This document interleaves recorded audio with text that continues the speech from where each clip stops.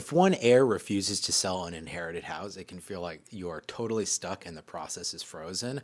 The good thing in Texas is that one heir typically cannot block the sale of a property. Let me explain how this actually works.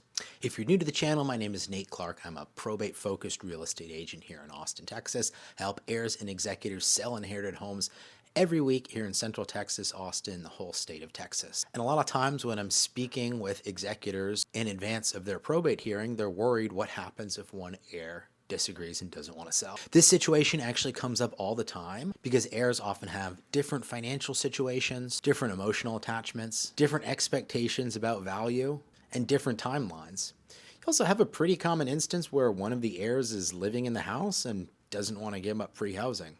I can't say I blame them. However, what feels like a real estate issue is usually a family dynamics issue. So the most important concept to understand is that heirs do not control the sale of a probate house. It's the executor that has that authority.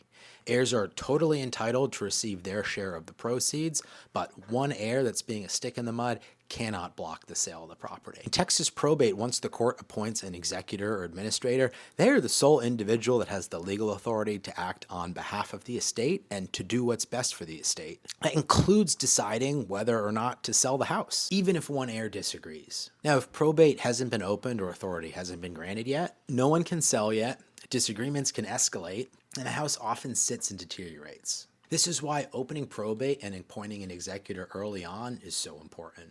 Now, there's some common reasons that an heir refuses to sell, and understanding the why is a really important step to the process. Some common reasons include that heir has an emotional attachment to the home and they don't want to let go of it. They may have unrealistic expectations and say, well, I would sell if you gave me $5 million. They may also have fear of taxes or debt, which oftentimes is a misplaced fear to have based on the protections to heirs, and tax benefits. And a lot of times they may actually have financial dependence on the property, like the instance where they're living for free and they can't afford to rent or purchase another property.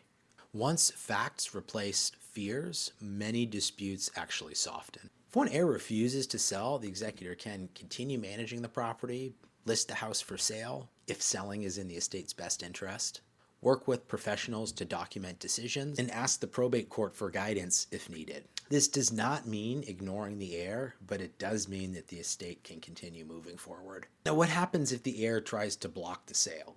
Well, an heir who disagrees can absolutely voice their objections. They can consult their attorney, and they can ask the court to review the situation, but they generally must show a valid legal reason, not just disagreement. Simply not wanting to sell usually isn't enough, and delays hurt everybody.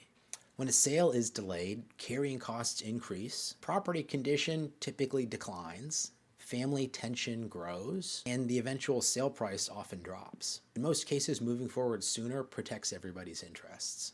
Now, in real life, most situations resolve by getting a realistic market analysis, explaining authority clearly, showing how proceeds will be distributed, and bringing in neutral professionals.